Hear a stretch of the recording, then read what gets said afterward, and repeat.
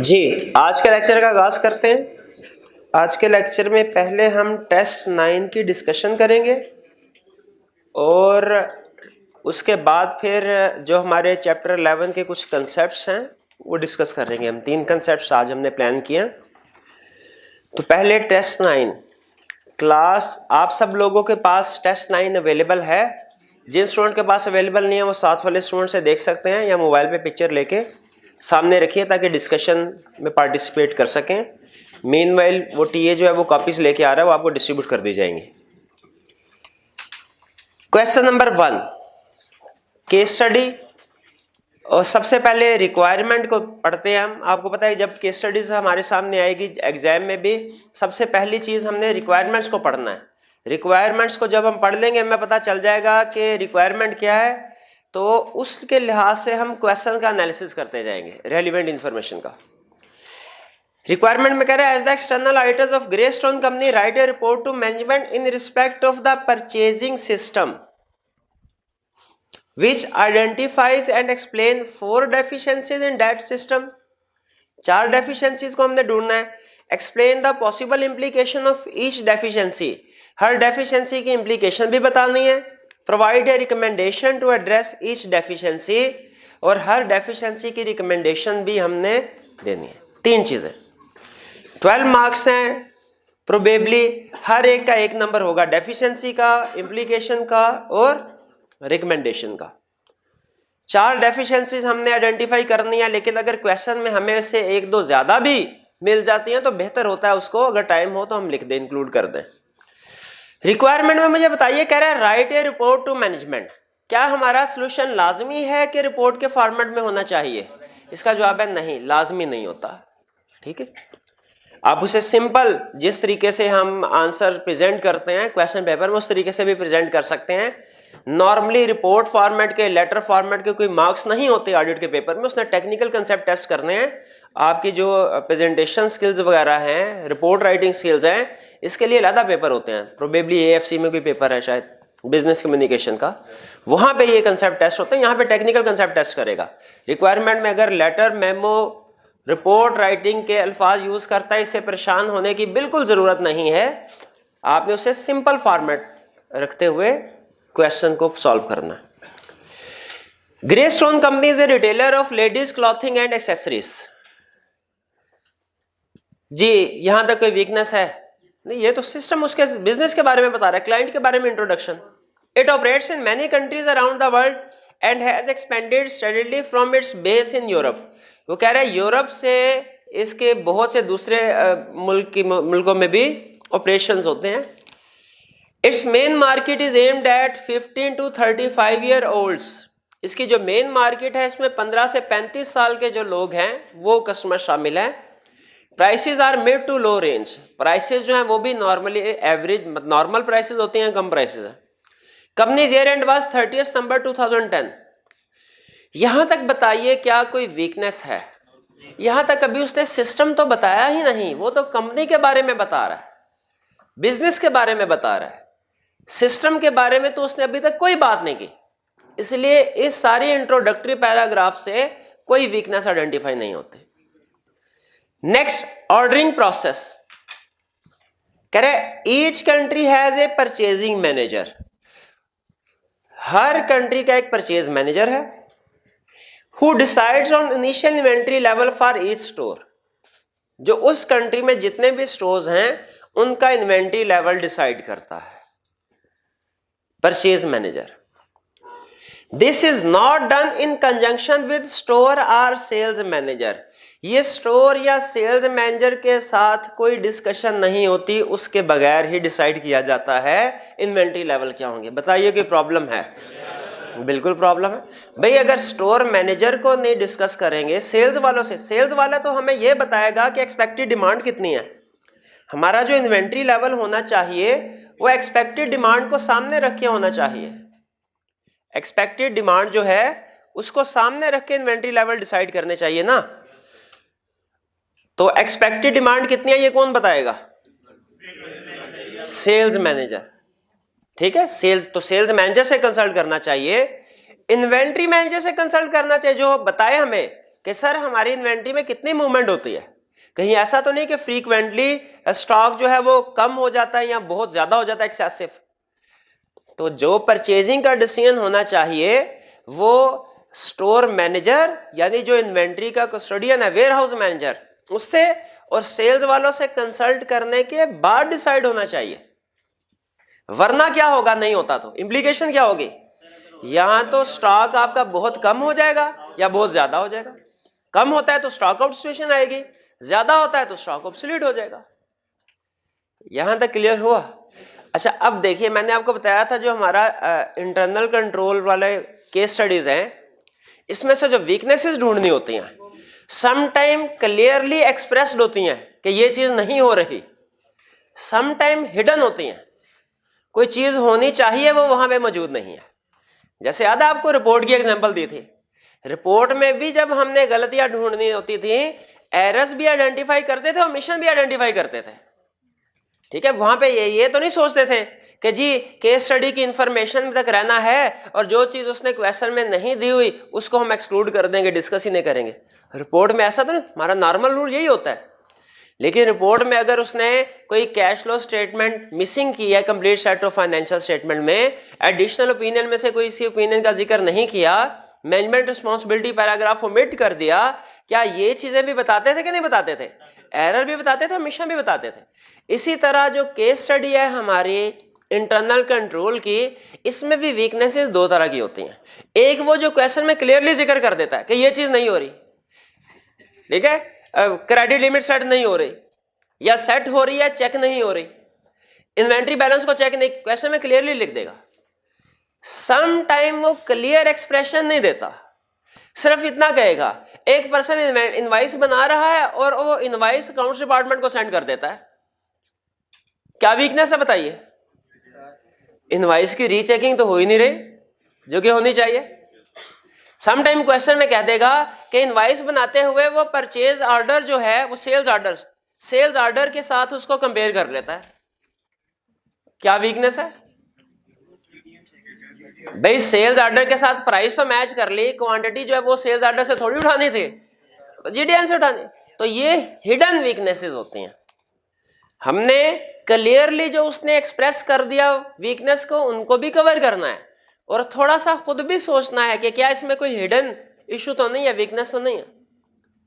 तो ये जो एग्जांपल थी ये क्लियरली उसने हमें बता दिया कि नहीं, हमने आसानी से आइडेंटिफाई कर लिया। एसीसीए के क्वेश्चन ज्यादातर, वैसे तो दोनों जगह पे कॉम्बिनेशन होता है, एसीसीए में भी आई कैप में भी, लेकिन एसीसीए में ज्यादातर वो क्लियरली एक्सप्रेस कर देता है और आई कैप के क्वेश्चन में वो ज्यादातर हिडन रखता है। ठीक है, तो हमने क्वेश्चन सॉल्व करते हुए थोड़ा सा जो स्टेटमेंट सामने है उसका तो एनालिसिस करना ही है, थोड़ा सा खुद भी सोचना है कि क्या सिस्टम में कोई प्रॉब्लम हो सकती है, यहां पे कोई हिडन वीकनेस तो नहीं। पहली वीकनेस समझ आ गई हमें। Next, goods received and invoicing. To speed up the ordering to receipt of good cycle, वो कह रहा है ऑर्डर से लेके चीजें रिसीव होने तक जो प्रोसेस है उसको स्पीड अप करने के लिए क्या किया जाता है? Goods are delivered directly from the suppliers to the individual stores. Goods supplier से डायरेक्टली स्टोर को बेच दी जाती है। अभी यहां पे इंस्पेक्शन का फिलहाल जिक्र नहीं कर रहा, अभी सिस्टम बता रहे, मैं भी आगे चल के जिक्र कर रहा हूं। तो मैं एहतियातन क्या करूंगा, अगर एग्जाम में पेपर दे रहा हूं मैं साइड पे इधर लिख लूंगा इंस्पेक्शन, इंस्पेक्शन कि मैं कंसीडर कर लूं, डिसाइड करूंगा। अगर उसने इंस्पेक्शन का जिक्र किया तो ठीक, वरना ये मेरी वीकनेस आ जाएगी। लेकिन अभी चूंकि मैंने क्वेश्चन पूरा नहीं पढ़ा, मुझे नहीं पता आगे चल के इंस्पेक्शन की बात करेगा कि नहीं, लेकिन पॉइंट मेरे ज़हन में बिल्कुल ठीक है, मैंने उसे नोट कर लिया, भूल ना जाओ कि इंस्पेक्शन अभी फिलहाल वो नहीं बता रहा। और लेकिन आगे चलते हैं। On receipt of goods, the quantity received are checked by a sales assistant against the supplier's delivery note, and then the assistant produces a good receipt note. जब चीजें रिसीव होती हैं तो सेल असिस्टेंट उन्हें मैच करता है किसके साथ? सप्लायर के जीडीएन के साथ। तो सही करता है? सही नहीं करता। क्यों? इसे किसके साथ कंपेयर करना चाहिए? अपने परचेज ऑर्डर के साथ कंपेयर करना चाहिए ना, ये तो नहीं हमने कुछ और मंगवाया उसने कुछ और भेज दिया। अगर सप्लायर की भिजवाई हुई चीजें सप्लायर के ही जीडीएन के साथ मैच करेंगे वो तो नॉर्मली मैच करेंगी, हमने तो अपने परचेज ऑर्डर के साथ मैच करना है, परचेज ऑर्डर के मुताबिक चीजें हैं कि नहीं, और उनकी क्वालिटी क्वांटिटी भी इंस्पेक्ट करनी है सही है कि नहीं। यहां पे क्या क्वांटिटी का जिक्र कर रहा है कोई कि क्वालिटी इंस्पेक्शन हो रही है? नहीं हो रही, तो इस पे साइड में मैं ये भी लिख दूंगा, inspection of quality of goods.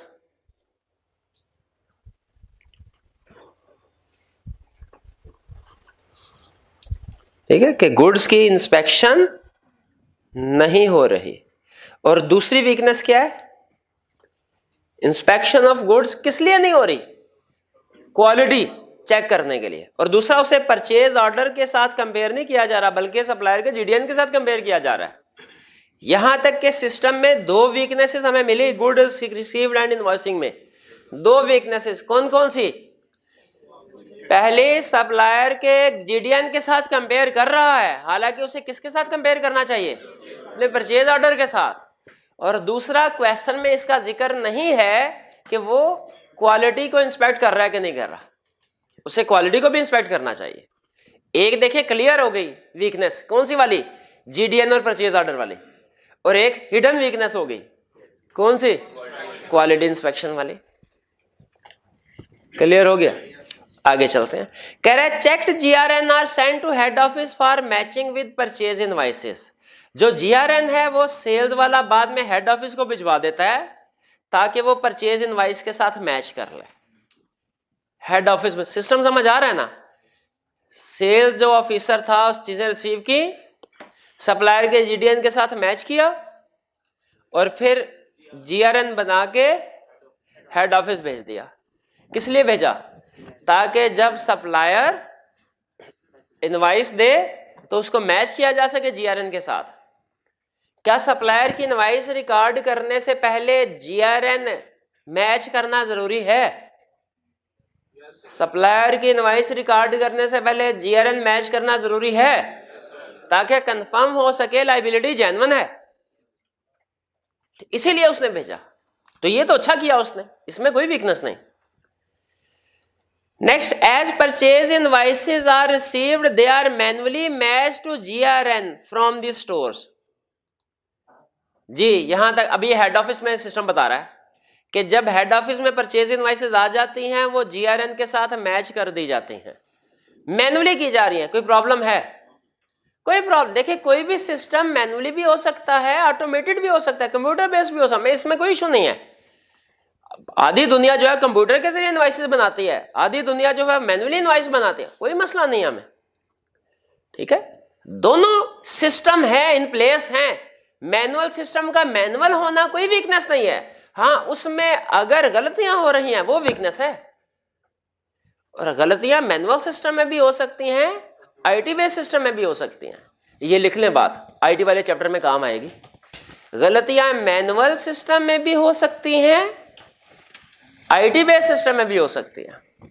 May B I cap हमें आईटी सिस्टम दे के कहे इसमें से वीकनेसेस आइडेंटिफाई करो। लिखे जरा इसको, आप भी लिखें, मैं भी लिख लेता हूं। गलतियां मैनुअल सिस्टम में भी हो सकती हैं और आईटी सिस्टम में भी। मैनुअल को एम जबर वाई मी, नून डब्ल्यू नो डी, मैनुअल। मैनुअल लिखो, मैनुअल लिखना जैसे मैंने कहा। मैनुअल कैसे लिखते हैं?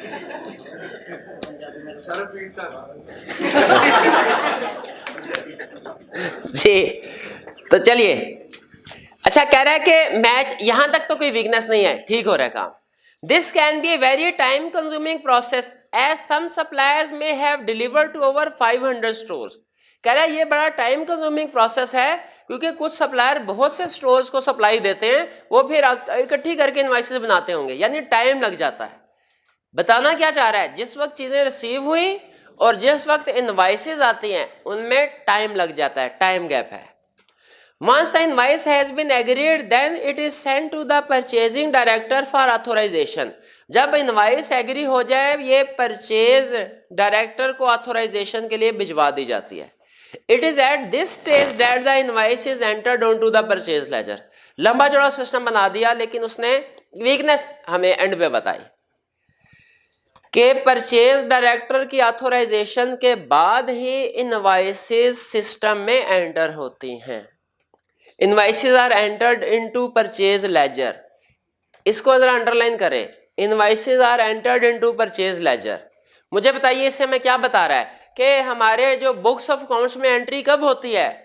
क्या जिस वक्त चीजें रिसीव हो जाती हैं फौरन उस वक्त होती है, या जिस वक्त इनवाइस हेड ऑफिस आ जाती है उस वक्त एंट्री होती है, या उसके भी बाद में जब ऑथोराइजेशन होती है उस वक्त होती है एंट्री? ऑथोराइजेशन के बाद. हमारी अकाउंटिंग क्या कहती है? इनवाइस कब रिकॉर्ड होनी चाहिए? At time of receipt of good. कल परसों हमने क्वेश्चन किया था, उसमें रिसीट ऑफ गुड से पहले इनवाइस आ रही थी. हमने क्या कहा? वीकनेस है. कहा था ना, रिसीट या डिस्पैच से पहले इनवाइस रिकॉर्ड, वो भी वीकनेस है. और अगर रिसीट या डिस्पैच के बाद काफी अरसे बाद, सेम डे होनी चाहिए, और सिस्टम के मुताबिक काफी अरसे बाद रिकॉर्डिंग हो रही है, ये भी वीकनेस है. अब आप खुद बताइए, चीजें रिसीव हुई किसी और दिन और उसके बाद इनवाइसेस वगैरह आने में, और चले इनवाइस लेट भेजना ये तो सप्लायर का है, ये तो हमारा कसूर नहीं है. अगर सप्लायर इनवाइसेस लेट भेज रहा है हमारा कसूर नहीं है. हम सप्लायर को ये मजबूर नहीं कर सकते एज ऑडिटर कि भैया जिस दिन चीजें भेजो उसी दिन इनवाइस भेजो, ये मजबूर. लेकिन हम क्लाइंट को तो रिकमेंड कर सकते हैं, और भैया जिस दिन इनवाइसेस आ गई उसी दिन रिकॉर्ड कर लो ना. कह सकते हैं कि नहीं? क्या जिस दिन इनवाइस आ रही हैं उसी दिन रिकॉर्ड हो रही हैं? परचेज डायरेक्टर की ऑथोराइजेशन का इंतजार किया जा रहा है. और ऑथोराइजेशन का प्रोसेस बताइए क्या सेम डे हो जाता है? एक जाए आप सरकारी महकमे में, खास तौर पे एक कोई दरखास्त लेके, बिल ही चाहे सही करवाना हो, कोई नया कनेक्शन लेना तो दूर की बात है, वो तो साल 6 महीनों की बात होती है. अगर सिर्फ करेक्शन भी करवानी हो ना तो कई दिनों का प्रोसेस होता है. तो आपके ख्याल में ऑथोराइजेशन सेम डे हो जाती होगी? नहीं. क्वेश्चन में क्लियरली उसने नहीं कहा हुआ कि ऑथोराइजेशन में कितना टाइम लग रहा है, लेकिन हमें उससे इंफॉर्मेशन मिल रही है, इंडिकेशन मिल रही है कि ऑथोराइजेशन के बाद कह रहा है कि सिस्टम में एंट्री होती है. तो इसका मतलब ऑथोराइजेशन की वजह से डिले हो रहा होगा. डिले ऑथोराइजेशन की वजह से. तो हमें क्या करना चाहिए कि ऑथोराइजेशन सेम डे होनी चाहिए, सिस्टम में एंट्री उसी दिन होनी चाहिए जिस दिन सप्लायर से इनवाइस रिसीव हो गई. असूली तौर पे तो बेहतरीन सिस्टम तब होता जिस दिन चीजें रिसीव होगी उसी दिन एंट्री हो जाती है. लेकिन हम ये रिकमेंड नहीं कर रहे. हम ये क्यों रिकमेंड नहीं कर रहे? क्योंकि इसके लिए सप्लायर को भी मजबूर करना होगा कि भाई उसी दिन भाई. क्लाइंट हमें कहेगा सर जी अच्छा है वो सप्लायर इनवाइस नहीं भेज रहा, हमें पेमेंट भी डिले करनी पड़ेगी, ये सप्लायर को ना इन्वॉल्व करें. तो हम क्लाइंट को तो रिकमेंड कर सकते हैं ना. क्लियर हो ये बात? चलिए इसको जरा थोड़ी देर के लिए उल्टा के रखें पेज को जी. अब मुझे ये बताइए इस क्वेश्चन में हमें कितनी वीकनेसेस मिले? 4 वीकनेसेस. 4 ठीक है, चले 5. पहली वीकनेस कौन सी थी?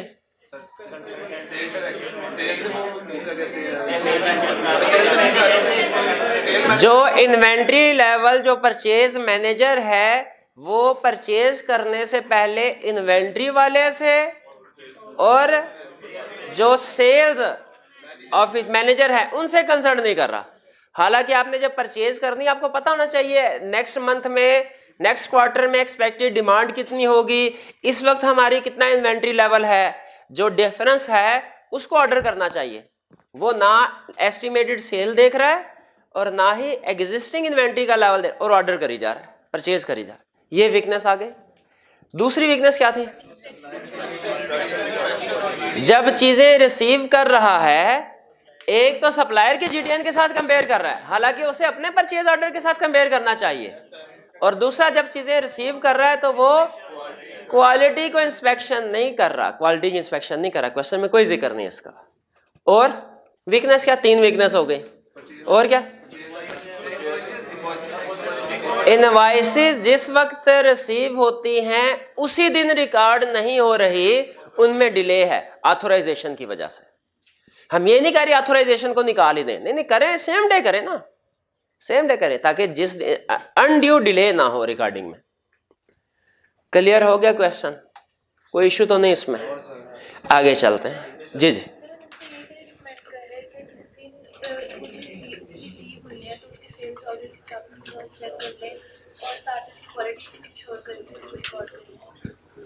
नहीं, हम उसको ये तो रिकमेंड कर रहे हैं कि जब चीजें रिसीव हो रही हैं क्वालिटी इंस्पेक्ट करें, लेकिन हम ये रिकमेंड नहीं कर रहे कि जिस दिन चीजें रिसीव हुई हैं उसी दिन रिकॉर्ड कर ले। वो कहेगा सर सप्लायर ने अगर अभी इनवाइस हमें दी ही नहीं तो हम क्यों पहले फॉरन लायबिलिटी। आपको याद है जब सिस्टम में समझा रहा था, मैंने आपको एक्सप्लेन किया था कि सेल्स के केस में कोशिश होती है कि जल्द से जल्दी रिसीवेबल रिकॉर्ड हो ताकि कलेक्शन जल्दी हो। परचेज के केस में कोशिश होती है कंपनी की रिकग्निशन डिले हो। ठीक है, तो हमने कहा ठीक है जब तक सप्लायर इनवाइस नहीं दी तब तक तो समझ में आता है आपने रिकॉर्ड नहीं किया उसको तब तक, लेकिन जब सप्लायर इनवाइस देते उस वक्त तो फौरी तौर पे रिकॉर्ड कर लें। अच्छा, अब आपके जहन में क्वेश्चन आ रहा होगा, अकाउंटिंग में कहा उसने कि जिस दिन परचेज हुई चीजें रिसीव हुई उस दिन रिकॉर्ड कर ले परचेज। ठीक है, यहां पे चीजें परचेज किसी और दिन हो रही है और रिकॉर्ड किसी और दिन हो रही है। अगर फर्ज कीजिए जिस दिन सप्लायर ने भेजी है इनवाइस उसी दिन भी रिकॉर्ड हो जाए, दरमियान में गैप तो आ जाएगा। बताइए, अब इसको हम सिस्टम वीकनेस के तौर पे नहीं डिस्कस कर रहे। किस गैप को भला? इन्वेंट्री रिसीव होने से लेकर सप्लायर की इनवाइस रिसीव होने तक एक गैप ये है, एक गैप है इनवाइस रिसीव होने से रिकॉर्ड होने तक जो ऑथोराइजेशन की वजह, एक गैप ये है। इनवाइस रिसीव होने से ऑथोराइजेशन वाला डिस्कस कर रहे हैं, लेकिन चीजें रिसीव होने से इनवाइस तक का डिस्कस नहीं कर रहे सिस्टम में। क्यों नहीं कर रहे? क्योंकि सप्लायर से रिलेट कर रहा है, सप्लायर से रिलेट कर रहा है, हमारे क्लाइंट से रिलेट नहीं कर। लेकिन क्या इसकी वजह से कोई मसला है अकाउंटिंग में? बिल्कुल है। हाँ, कट ऑफ का मसला आ जाएगा, आपको याद है ना? हाँ, तो कट ऑफ का मसला आ जाए तो इसको याद रखना। अपने सब्सटेंटिव प्रोसीजर में क्या नाम देते थे? जो चीजें रिसीव हो गई लेकिन अभी रिकॉर्ड नहीं हुई, पेंडिंग जीआरएन। शाबाश। तो पेंडिंग जीआरएन इशू है, पेंडिंग, लेकिन वो हम सब्सटेंटिव प्रोसीजर में उसको रिकॉर्ड करते हैं, अकाउंट फॉर करते हैं। ठीक है, उसे हम सिस्टम वीकनेस में नहीं लेके आते, सब्सटेंटिव प्रोसीजर में लेके आते हैं। क्लियर हो गई है बात? जी बिल्कुल।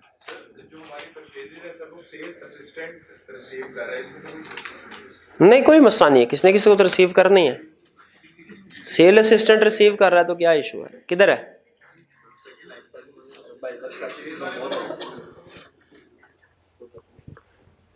किधर sale assistant? Receipt of goods quantity received as checked by sale assistant. हाँ नहीं, इसमें कोई, इसमें परचेज कर लें, इसको परचेज असिस्टेंट कर लें।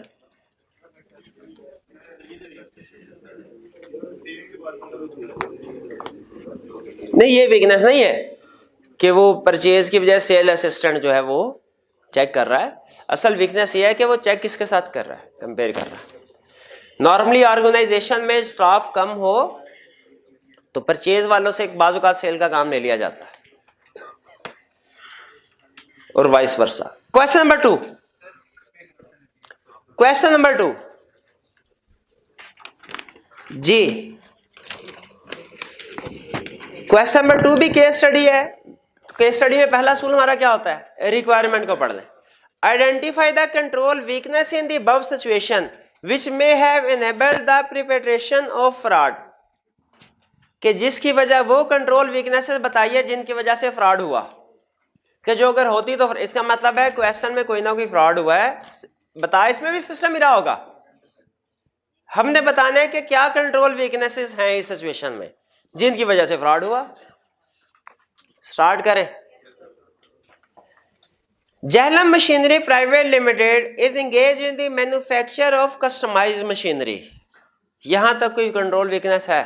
ये तो क्लाइंट के बारे में बता, कंपनी के बारे, सिस्टम तो अभी उसने डिस्कस ही नहीं किया। Recently fraud has been discovered which was perpetrated by, perpetrated का मतलब क्या होता है? Committed by, done by, fraud जिसने किया, सलाहुद्दीन ने फ्रॉड किया, द परचेज मैनेजर, वो परचेज मैनेजर था। Salahuddin was responsible for approving the suppliers after obtaining and valuating the competitive quotes and placement of orders. Salahuddin की जिम्मेदारी क्या थी कि सप्लायर्स को अप्रूव करेगा और सप्लायर्स को अप्रूव करेगा और उनसे कोटेशंस लेगा और ऑर्डर प्लेस करेगा। Final approval was made by the managing director. Final approval जो है वो मैनेजिंग डायरेक्टर है, तो ये तो अच्छी बात है, फाइनल अप्रूवल अगर उसने देनी है तो। आगे चलते हैं। Salahuddin had set up a private limited company, Neelam private limited NPL, in which his brother and wife are directors. बताइए, NPL supplies spare parts to JMPL, Neelam private limited company बनाई उसने सलाहुद्दीन ने, और वो मेन कंपनी को सप्लाई कर दिया स्पेयर पार्ट्स। अब मुझे बताइए, जैसे ही आपको पता चला कि परचेज मैनेजर जो है उसने अपने रिलेटिव के जरिए से कंपनी बनाई, रिलेटेड पार्टी वाला कंसेप्ट ज़हन में आ रहा है कि नहीं आ रहा, कि ये एक रिलेटेड पार्टी हो सकती है ट्रांजैक्शन। तो वैसे तो जितने भी सप्लायर्स हैं उनकी ट्रांजैक्शन की प्रॉपर अप्रूवल होनी चाहिए, खास तौर पे जब नए सप्लायर को ऐड किया जा रहा है जो रिलेटेड पार्टी है, इसकी अप्रूवल होनी चाहिए कि नहीं होनी चाहिए? बिल्कुल, एक इंडिपेंडेंट पर्सन को इसकी अप्रूवल करनी चाहिए थे नए सप्लायर्स की। जी, एनपीएल सप्लाई स्पेयर पार्ट थी। Fraud was committed with the help of Karamat a production supervisor and Farhan the store keeper.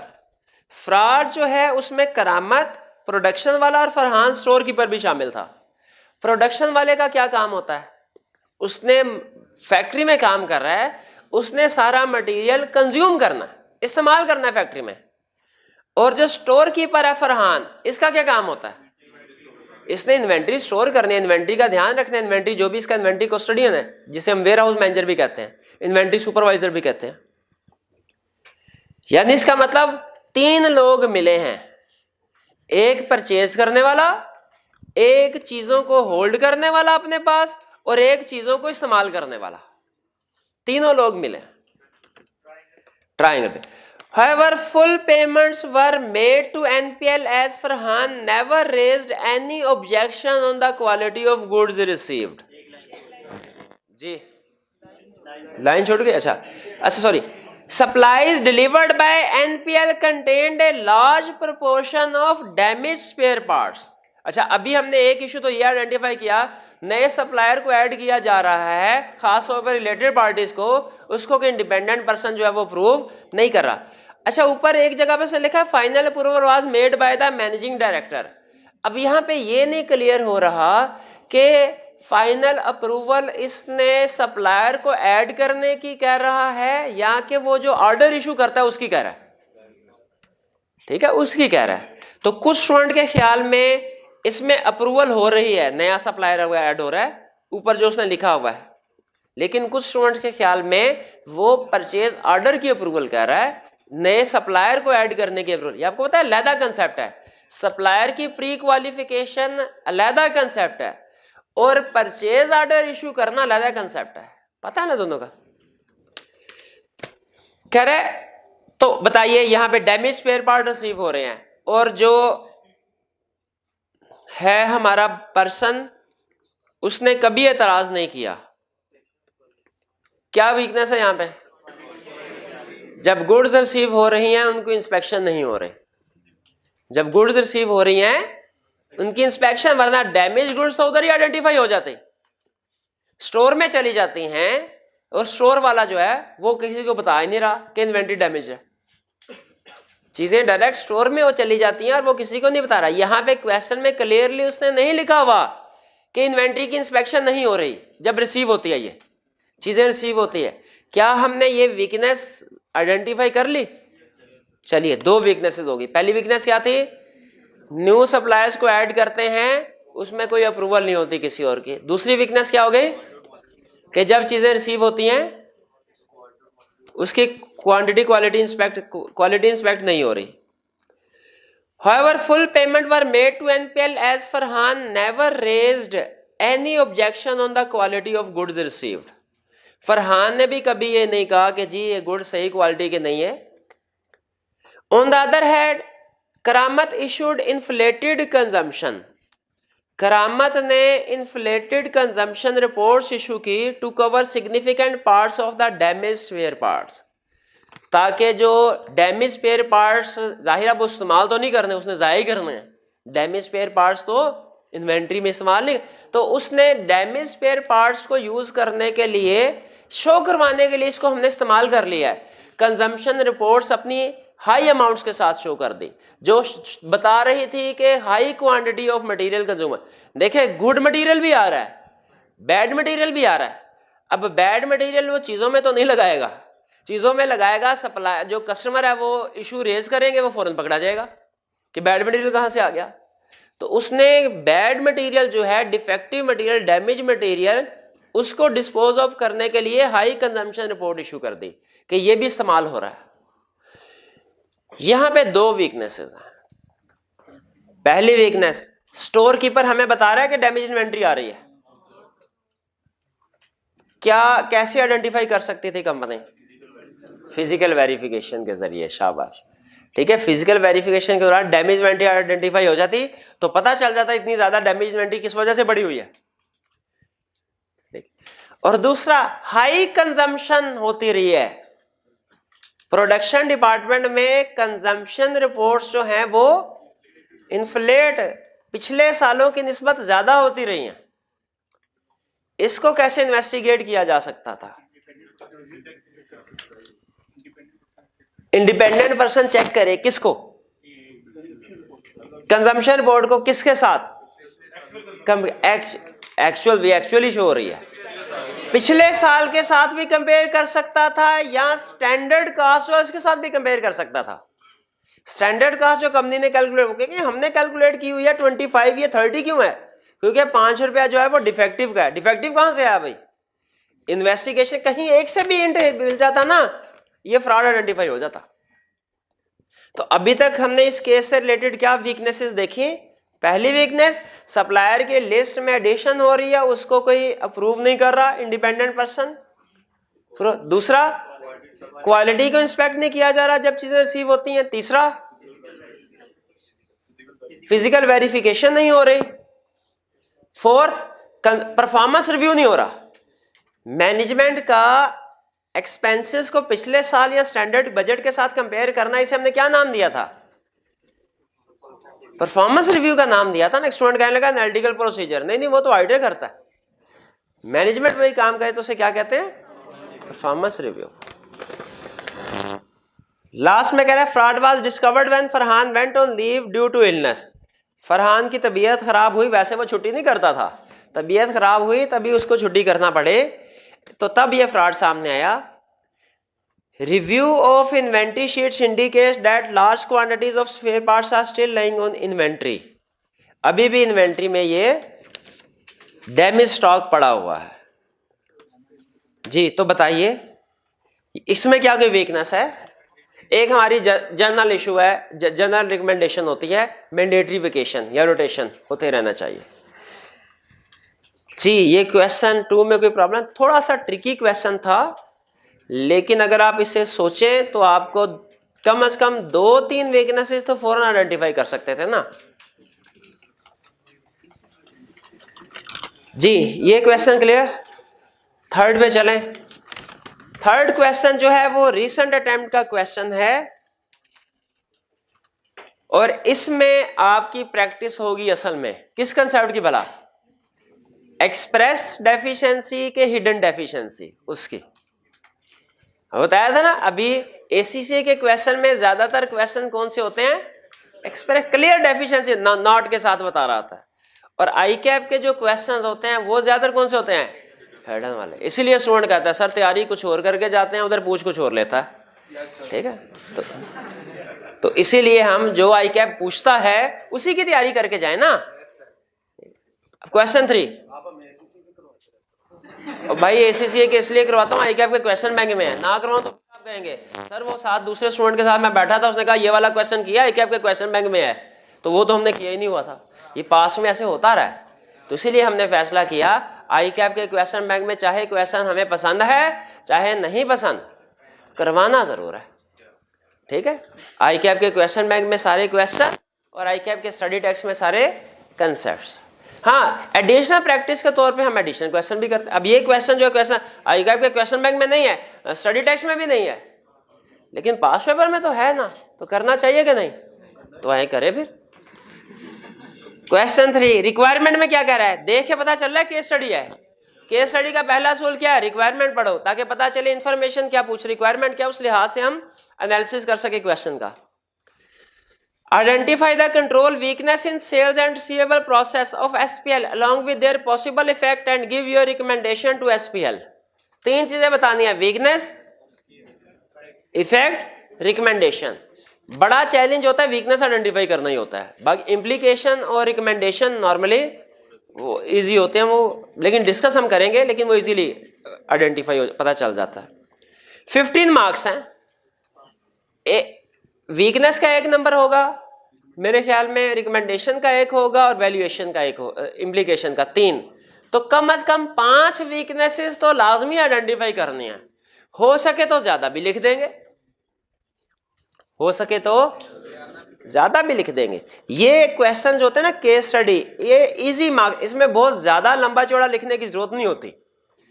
ठीक है, मटेरियल कम होता है, मार्क्स ज्यादा होते हैं। स्टार्ट करें जी। You are the job in charge on the audit of Samba Private Limited, engaged in production and marketing of textile products। कोई weaknesses identify होती है इस इंफॉर्मेशन से? ये तो सिस्टम बता ही नहीं रहा, ये तो क्लाइंट के बारे में, उसके बिजनेस के बारे में बता रहा है, सिस्टम का तो जिक्र ही नहीं किया उसने। Your team has performed a walk through of the sales, walk through को अंडरलाइन कीजिए। ये वॉक थ्रू क्या होता है, ये अभी थोड़ी देर में आपको डिस्कस करता है, एक्सप्लेन करता हूं मैं यहाँ इस कंसेप्ट में, वॉक थ्रू टेस्ट में। चल के जाना, बिल्कुल ठीक है, बिल्कुल ठीक है। अच्छा, इसका मतलब बाकी यही है, हाँ, चल के जाना नहीं, चल के देखना, यूं कह ले। हाँ,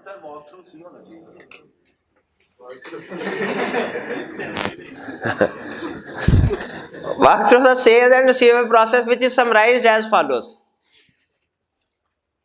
पहला system, SPL has employed a sales representative who is responsible for finding new customers and taking orders from all customers। SPL sales representative responsible है कि नए कस्टमर भी वो ढूंढेगा, उनसे ऑर्डर भी लेगा। यहां पे उसने जिक्र नहीं किया क्रेडिट लिमिट सेट हो रही है कि नहीं, ये भी जिक्र नहीं किया क्रेडिट लिमिट चेक भी हो रही है कि नहीं। मैं अभी साइड पे लिख लूं क्रेडिट लिमिट, अभी साइड पे लिख रहा, फाइनल नहीं किया। Credit limit not set, not check, लेकिन अभी मैं फाइनल सोल्यूशन पे नहीं लिखूंगा, हो सकता है सिस्टम में आगे चल के कहीं जिक्र कर दे। तो अभी मैंने फाइनल, लेकिन मैंने साथ में लिख लिया प्रोविजनली कि ये प्रॉब्लम अभी तक है। देखिए ऑर्डर ले रहा है और चेक नहीं कर, इन्वेंट्री बैलेंस भी लिख देता हूं, इन्वेंट्री बैलेंस भी तो नहीं ना चेक कर रहा है, उसका भी जिक्र तो नहीं कर रहा।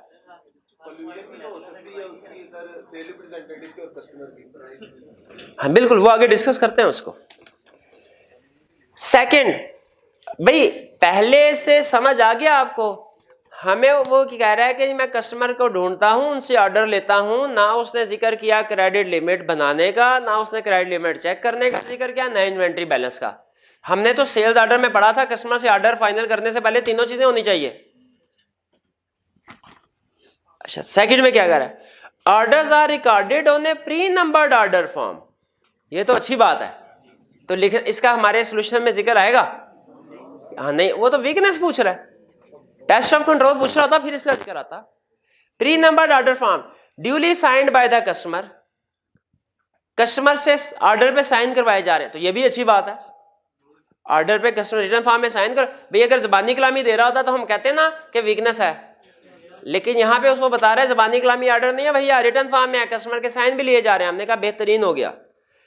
आगे, after taking the customer order sales representative mentions the maximum credit limit and credit time after verbally confirming them with the director operations on the order form. अच्छा, क्रेडिट लिमिट सेट हो रही है, क्रेडिट लिमिट सेट हो रही है, और independent person ही set कर रहा है, कौन? Director operations. अगर ये डायरेक्टर ऑपरेशन का जिक्र ना करता, हम कहते भैया ये वीकनेस है। कैसे वीकनेस है? सेल्स कर रहा है वो खुद ही क्रेडिट लिमिट भी बना डिसाइड कर रहा है। अगर यहाँ पे डायरेक्टर ऑपरेशन की बात ना करता, हम कहते ये क्या है? वीकनेस है। जो सेल कर रहा है खुद ही क्रेडिट लिमिट है, कह रहा है डायरेक्टर ऑपरेशन कर रहा है, हमने कहा ये तो अच्छा कर रहा है, तो फिर क्या गलती है इसमें? वर्बली कर रहा है, कोई डॉक्यूमेंट्री एविडेंस नहीं होगा। ये पहली कंफर्म वीकनेस हमने आइडेंटिफाई कर ली। वर्बली को अंडरलाइन कर लें, वर्बली को अंडरलाइन कर लें। इन्वेंट्री बैलेंस के बारे में उसने जिक्र नहीं किया, इसका मतलब है इन्वेंट्री बैलेंस हमारी वीकनेस फाइनल हो सकती है, लेकिन क्रेडिट लिमिट सेट हो रही है। मैक्सिमम का मतलब वही, मैक्सिमम इतनी अमाउंट तक की सेंड कर सकते हैं, मैक्सिमम से फर्क नहीं पड़ता, क्योंकि क्रेडिट लिमिट का मतलब यही होता है कि मैक्सिमम इस अमाउंट तक की क्रेडिट सेल कर सकते हैं।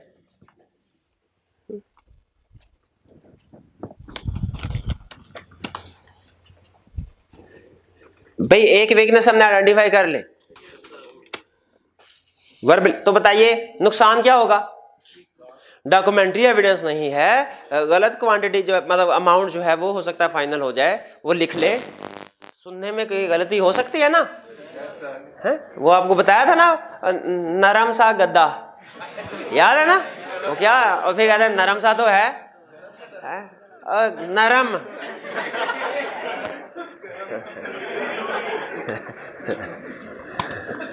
नहीं, आपको नरम सा गद्दा नहीं चाहिए, तो क्या गधा चाहिए? वर्बली का, अच्छा आगे चलते हैं भैया, टाइम कम है, क्वेश्चन रह जाएगा। SR then forwards one copy of the order form to the warehouse and another copy to the factory accountant। वो क्या करता है? एक कॉपी ऑर्डर की वेयर हाउस वालों को भिजवा देता है और एक भिजवा देता है फैक्ट्री अकाउंटेंट को। एक अकाउंट्स डिपार्टमेंट में भिजवा दी, एक वेयर हाउस को भिजवा दी। हाँ,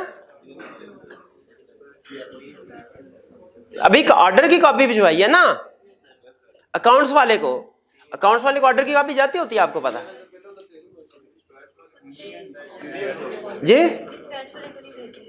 डिस्पैच वाले को नहीं भेजी। हाँ, हो सकता है वेयर हाउस वाले डिस्पैच कर रहा हो, आगे चल के बढ़ के देखते हैं ना, यहाँ पे लिख देते हैं कि डिस्पैच डिपार्टमेंट का जिक्र नहीं कर रहा, साइड पे हम लिखते जाएं जो प्रोविजनल पॉइंट्स है हमारे।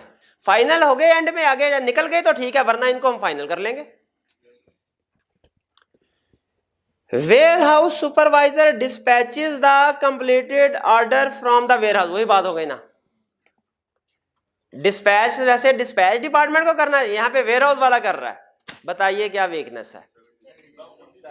शाबाश, एग्रीगेशन और ड्यूटीज नहीं है, क्योंकि डिस्पैच वाला लैदा होना चाहिए, वेयर हाउस वाला लैदा होना चाहिए, कि सेम होना चाहिए? लैदा होना चाहिए, यही पढ़ा है ना। इनवाइसिंग वाला अकाउंट्स वाला भी लैदा होना चाहिए। तो ये सेग्रीगेशन और ड्यूटीज का कंसेप्ट आ गया। ये दो गलतियां हो गई। पहली वाली कौन सी थी, मैं भूल गया। हाँ, वर्बली कंफर्म कर रहा था उसे क्रेडिट लिमिट, और दूसरी वाली, हाँ, एक इन्वेंट्री लेवल था वो भी चेक नहीं हो रहा, और तीसरी गलती क्या हो गई? सेग्रीगेशन ऑफ ड्यूटीज नहीं है। किसमें नहीं है? Between warehouse department and dispatch department. आगे चलते हैं। Accompanied warehouse supervisor dispatches the completed order from the warehouse accompanied by a manually prepared pre-numbered delivery note। अच्छा, प्री नंबर्ड डिलीवरी नोट जो है वो भी बना रहा है, चीजें भिजवा रहा है, डिलीवरी नोट नहीं बना रहा होगा क्या? वो भी बना रहा है ना। अच्छा, प्री नंबर्ड बना रहा है, वीकनेस है? ये तो अच्छी बात नहीं। प्री नंबर्ड वीकनेस है क्या? नहीं, अच्छी बात है। हाँ, प्री नंबरिंग जो है ये इसमें कोई इशू नहीं है। मैन्युअली प्रिपेयर होने में इशू है क्या? इसमें भी कोई इशू नहीं है। तो यहां तक अभी तक कोई और दूसरी वीकनेस नहीं। He keeps a copy of delivery note and send another to factory accountant. एक कॉपी अपने पास रख लेता है, एक फैक्ट्री अकाउंटेंट। ओ भाई उसने ऑर्डर, अभी तो डॉक्यूमेंट्स इकट्ठी हो रही हैं, अभी तो उसने बताया ही नहीं कि फैक्ट्री काउंटर ने एंट्री की। भाई ये कह रहे हैं कि एक दफा पहले जब ऑर्डर गया था से उस वक्त फैक्ट्री काउंटर ने एंट्री कर ली, एक दफा गुड डिस्पैच नोट गया उस वक्त भी एंट्री कर लेगा। और भाई वो आगे चल के बताएगा ना कि कब एंट्री कर रहा है। तजस्सुस है तो आगे पढ़ते हैं भाई। इसके बाद factory accountant manually prepare pre-numbered invoice using the details mentioned on the order form. Factory accountant also ensure that the customer should not exceed the maximum credit limit after the new order. पहली वाली line factory accountant manually prepares, manually prepares में weakness है भाई, दुनिया में system होता है manually. कुछ प्री नंबर्ड इनवॉइस बना रहा है, इसमें कोई इशू है? अच्छा प्री नंबर्ड में इशू नहीं है, इसके इनवॉइस बनाने में इशू है। मुझे क्या इशू है?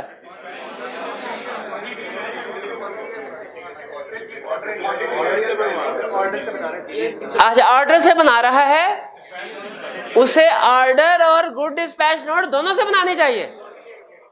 क्वांटिटी उठाता है जीडीएन से, रेट उठाता है ऑर्डर से। शाबाश, ये वीकनेस आपने आइडेंटिफाई कर ली। लेकिन एक वीकनेस आइडेंटिफाई, इस पे 50 रुपए बनते हैं देने, लेकिन 50 रुपए वापस लेने भी बनते हैं। किस पे? और भाई सेग्रीगेशन ड्यूटी किधर गई? वो अकाउंट्स डिपार्टमेंट वाला इनवॉइस बनाता है क्या? ये पढ़ा हमने सेग्रीगेशन ऑफ ड्यूटी। जब हमने ये पढ़ा कि डिस्पैच किसी और को करना चाहिए, इन्वेंट्री होल्डिंग किसी और के पास होनी चाहिए, तो वहां पे इनवॉइसिंग और अकाउंट्स डिपार्टमेंट मिला पड़े थे कि नहीं? यहाँ पे एक ही बंदा कर रहा है। ये सेग्रीगेशन ड्यूटीज आगे कि नहीं आगे? अच्छा बताइए, सेग्रीगेशन ड्यूटीज दो जगह पे मिसिंग है, दोनों को इकट्ठा डिस्कस कर दूं कि लदा? अच्छा ऐसे मेरे ज़हन में था मैं इकट्ठा कर दूं, बहरहाल लदा करते कोई बात नहीं। आई कैप ने भी इसी तरह का काम किया हुआ है, उसने एक ही वीकनेस को घुमा फिरा के 4 दफा लिख दिया मेरे ख्याल में। ये बता दो। हाँ मुझे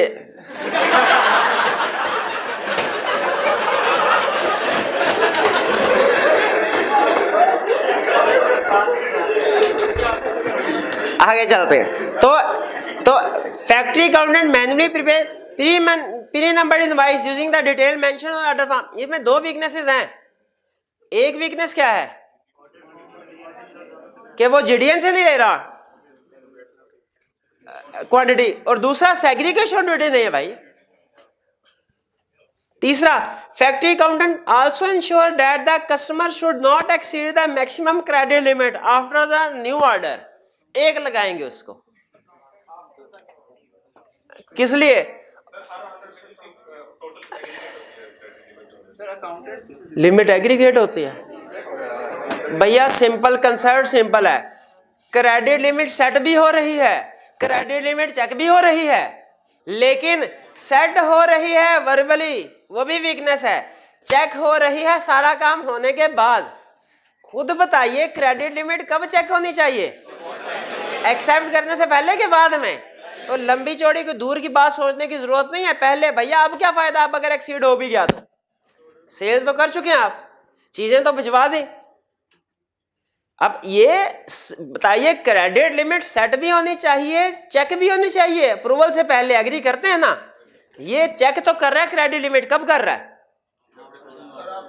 आफ्टर सेल। तब क्या फायदा? तब क्या? हाँ जी बिल्कुल। सारा सेशन खत्म हो जाए और फिर हमारा अकाउंट्स डिपार्टमेंट लिस्ट ले आए उन स्टूडेंट्स की जिन्होंने फीस ही नहीं दी, और भाई अब क्या फायदा, अब भी सोए रहे हैं। वो स्टूडेंट तो निकल गए, अब हैं खेत चुक गए।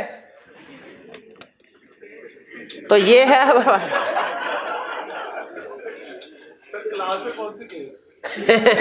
तो क्लास में कौन सी चिड़िया है?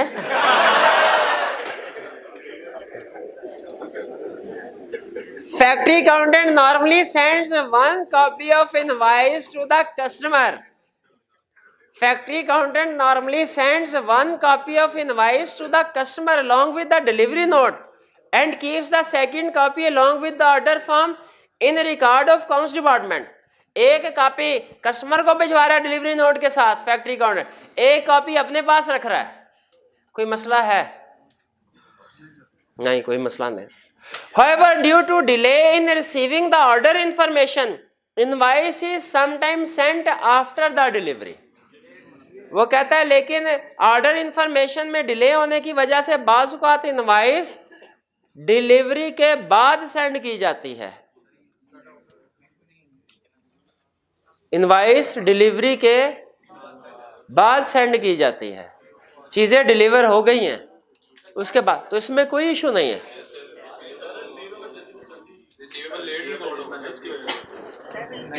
इनवॉइस इज सेंट और इनवॉइस इज रिकॉर्डेड में फर्क है। अगर कहता ना इनवॉइस इज रिकॉर्डेड या invoice is prepared after the delivery, जरा फोकस कीजिएगा। इनवॉइस इज प्रिपेयर्ड और रिकॉर्डेड आफ्टर द डिलीवरी, हम कहते गलत है, इसे ऑन डिस्पैच ही रिकॉर्ड करना चाहिए, इनवॉइस बनना चाहिए। बस यहां पे कह रहे सेंट डिले की आफ्टर द डिलीवरी, डिलीवरी के बाद सेंड हो सकता है, रिकॉर्ड करके पहले बना दी हो ना, पहले बना दी इनवॉइस, रिकॉर्ड भी कर ली, कस्टमर को डिले सेंड कर रहा है, तो इससे कस्टमर की रिकॉर्डिंग गलत होगी, हमारी थोड़ी होगी, वहां कस्टमर का मसला है। यहां पे मैं फोकस आपका किस पे करवा रहा हूं, वो ये नहीं कह रहा invoice is sometimes prepared after the delivery, ये नहीं कह रहा invoice is sometime recorded after the delivery. ठीक है, कस्टमर को डिले सेंड कर रहे हैं ना, तो ठीक है, हमारी रिकॉर्डिंग तो टाइम पे हो रही है जी, तो वो हमने कर ली ना, हमने तो रिकॉर्ड कर लिया, हमने तो रिकॉर्ड। आप इसका ये ले रहे हैं, मतलब ये ले रहे हैं invoice is send to customer late, इसका मतलब ये ले रहे हैं कि हमने भी लेट रिकॉर्ड की होगी।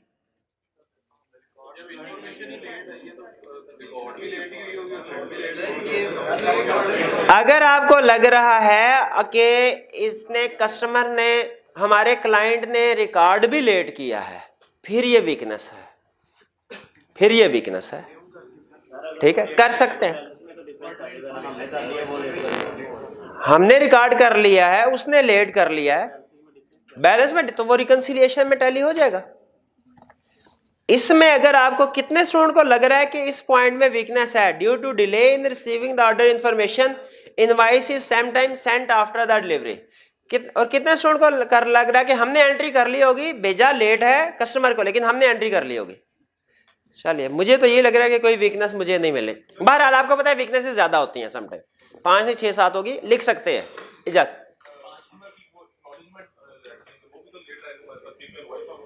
हाँ, एक्नॉलेजमेंट ऑफ कस्टमर, उसका कहीं जिक्र नहीं है। एक्नॉलेजमेंट ऑफ कस्टमर क्या क्या वो एक वीकनेस है, कस्टमर से एक्नॉलेजमेंट नहीं ली जा रही, ये वीकनेस हाँ लग रही है, ये मैं लिख दूंगा। नहीं कोई 50 रुपए, वो मेरे सवाल पे होते हैं। हाँ, खुद ही सवाल पूछे खुद ही जवाब देके 50 रुपए, ऐसे थोड़ा ही होता है, ये कोई ये सिस्टम वीकनेस होगी अगर ऐसे होगा तो। हाँ। 5th, each Friday factory accountant inputs the week's invoices into the computerized accounting software। वही बात जिसके ऊपर हम डिस्कशन कर रहे थे वो तो उसने आगे लिख दिया है। कह रहा है each Friday factory accountant inputs weeks, पूरे वीक की इनवॉइसेस कंप्यूटर सिस्टम में डाल देता है। At each month end factory accountant prepares age analysis and follow-ups। ठीक है, अब ये बताइए हर हफ्ते की ट्रांजैक्शन सॉफ्टवेयर में डाल देता है, क्या सिस्टम वीकनेस है? बिल्कुल है। इसे जैसे इनवॉइस रिसीव होनी चाहिए सेम डे में रिकॉर्ड करना चाहिए, वरना आप की ट्रांजैक्शंस डिले, एक तो कट ऑफ एरर आएगा, कट ऑफ एरर आएगा ना, 31 दिसंबर 30 दिसंबर वाली ट्रांजैक्शन जनवरी में जाके रिकॉर्ड हो रही होंगी, और दूसरा मसला आएगा आपके पास अपडेटेड बैलेंस नहीं होगा, इन सेल की होगी। अब इमेजिन कीजिए मैं अगर अभी एटीएम के जरिए से ट्रांजैक्शन करूं और वो कहे सर रिकॉर्ड अपडेट करेंगे हफ्ते बाद, तो मैं क्या करूंगा, मैं कहूंगा बेहतरीन हफ्ते तक जितनी दफा मर्जी ट्रांजैक्शन करता जाऊं। भाई ऐसे ही होगा ना, क्योंकि बैलेंस कब अपडेट होना है, हफ्ते बाद, तो हफ्ते के अंदर तो मैं नहीं बचा दूंगा। उसी कस्टमर को पता चल जाए कि हमारा बैलेंस अपडेट होता है हफ्ते बाद, तो उसे पता होगा कि भाई जो मेरी क्रेडिट लिमिट ओवर होगी इनको तो पता है 1 हफ्ते के बाद ही लगेगा, हफ्ते के अंदर 50-60 ऑर्डर दे देगा।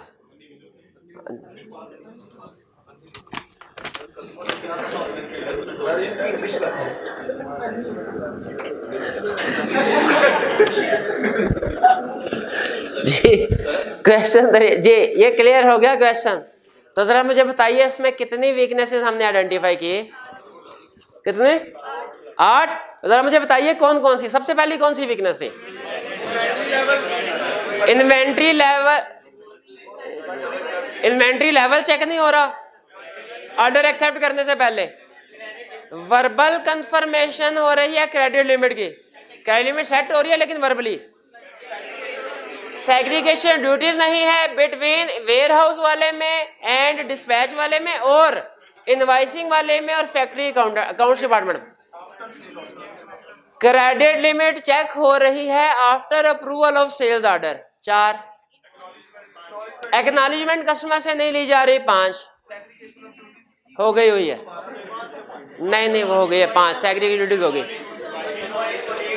इनवाइसेस हफ्ते के बाद एंटर हो रही हैं, हालांकि सेम डे में एंटर होनी चाहिए 6। और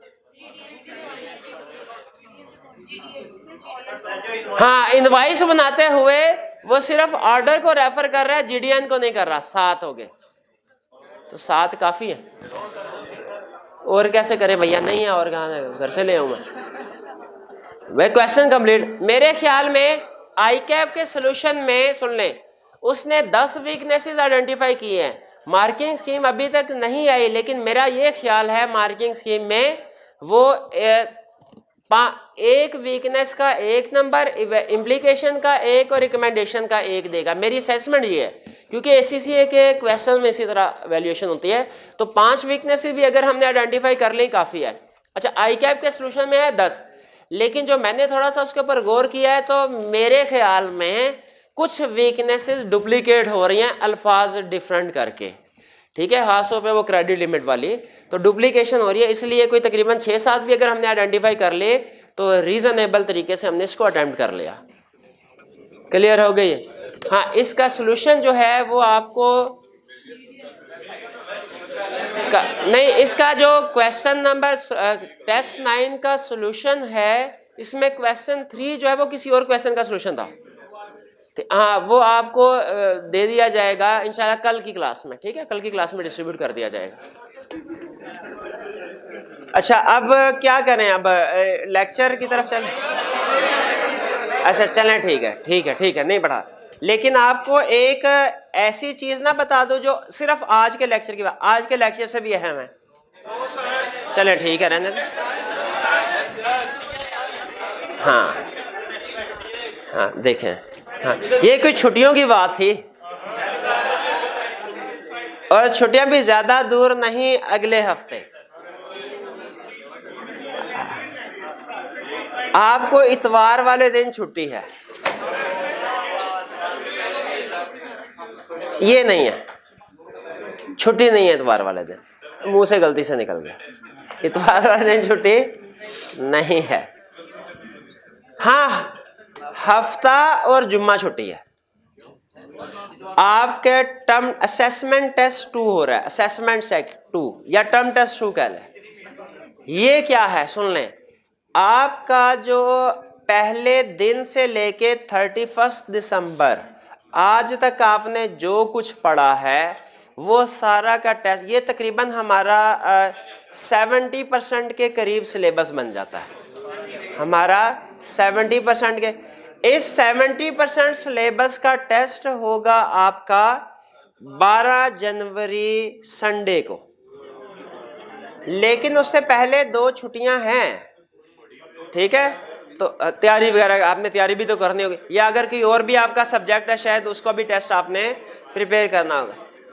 अच्छा, आपको इस छुट्टी इसलिए दी गई ताकि आपके माइंड में बर्डन, जैसे आईकैप का पेपर होता है ना पेपर, तो उसी तरीके से टेस्ट को प्रिपेयर करने की, प्लान करने की कोशिश की गई है कि उस दिन आपकी क्लासेस ना, वरना आपको पता है नॉर्मली जिस दिन हमारा टेस्ट होता है वीकली उस दिन क्लासेस होती हैं।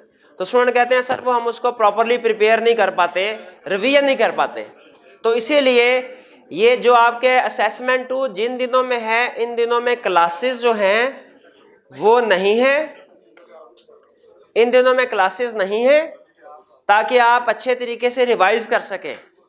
अच्छा, ये तो है रिवीजन के लिए जो आखिरी दिन करनी है। उससे पहले भी तो 10 दिन है, उसमें क्या करना है आपने? उसमें प्रिपरेशन करनी है असेसमेंट की और किस चीज की करना है। तो आपको 10-12 दिन पहले बताने का मकसद ये है क्योंकि सिलेबस ज्यादा है, कवरेज एक ही दिन में करना मुश्किल होगा। आप अभी से तैयारी शुरू कर दें। और ये सुन लीजिए, जो इस असेसमेंट में पास वो इंशाल्लाह ICAI के पेपर में भी पास। ठीक है? हाँ, क्यों नहीं? प्राइस प्रिंसिपल साहब भी डिसाइड करेंगे, वो मैं नहीं डिसाइड कर रहा कोई, अगर कोई है। और ये हमारे वीकली टेस्ट से डिफरेंट इसलिए है क्योंकि इसमें मल्टीपल टॉपिक्स जो हैं वो टेस्ट होंगे और एक ही सिटिंग में आपका माइंड ने कभी रिपोर्ट वाला क्वेश्चन करना है, कभी एथिक्स वाला करना है, फिर रिस्क असेसमेंट पे पहुंच जाएगा, फिर वापस लीगल रिक्वायरमेंट पे आएगा माइंड, फिर अगले क्वेश्चन में कंट्रोल वीकनेसेस हैं, फिर सब्सटेंटिव प्रोसीजर केस स्टडी आ जाएगी। तो आपके माइंड के जो एग्जाम में बैठ के वो उछल कूद कर रहा होता है ना माइंड, कभी इस टॉपिक में कभी उस टॉपिक में, ये उछल कूद हमारे वीकली टेस्ट में चेक नहीं हो पाती क्योंकि आपको पता होता है कि जो भी टेस्ट आएंगे इसी चैप्टर में से आएंगे जो इस वीक में कवर किया। ठीक है, लेकिन ये प्रैक्टिस करना जरूरी है ताकि आप एक ही सीटिंग में मल्टीपल टॉपिक्स के कंसेप्ट को ना सिर्फ सोच सकें बल्कि अटेंड भी कर सकें। उसके लिए असेसमेंट 2 बेहतरीन है। तो आपके लिए जो है वो हाईली रिकमेंडेड कि अच्छी तैयारी करके टेस्ट दें। दे तो अक्सर टेस्ट देंगे लेकिन तैयारी शायद आप ये सोच रहे हो आखिरी महीने में करेंगे। आपको पता है ऑडिट की तैयारी आखिरी महीने में ऑडिट की रिवीजन नहीं होती। तो अभी आपने इसको तैयार करना है, अच्छे तरीके से प्रिपेयर करते रिवाइज करते रहें आखिरी दिन ताकि प्रॉब्लम ना हो आपको। और आखिरी बात, जो इस टेस्ट में पास वो इंशाल्लाह ICAI के पेपर में भी पास, और जो इस टेस्ट में फेल ना भैया, क्या तैयारी करने वाले और तैयारी ना करने वाले एक बराबर हैं? नहीं, अगर तैयारी करने वाले भी पास हो जाएं, तैयारी ना करने वाले भी पास हो जाएं, तो फिर तैयारी करने वाले बेवकूफ हैं।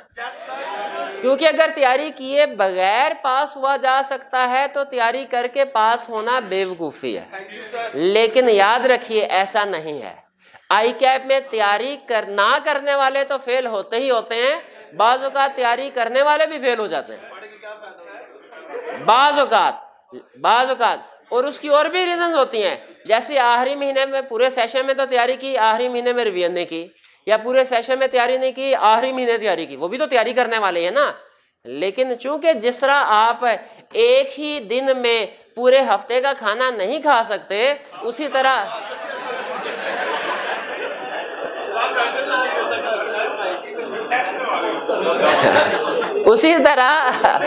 आखिरी महीने में पूरे सेशन की तैयारी नहीं होती भैया, नहीं होती। जी मेरे भाई, नहीं है, मुझे नहीं पता, मुझे सिर्फ ऑडिट का पता है कि संडे को ऑडिट का है, R2 का नहीं मुझे पता कि कब होगा, बाकी वो आपको रेलिवेंट क्लासेस में शेड्यूल बताते रहे होंगे।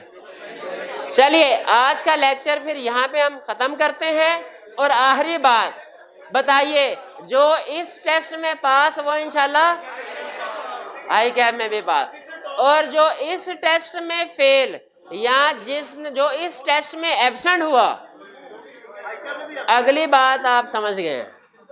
आज का लेक्चर यहाँ पे खत्म। अल्लाह हाफ़िज़।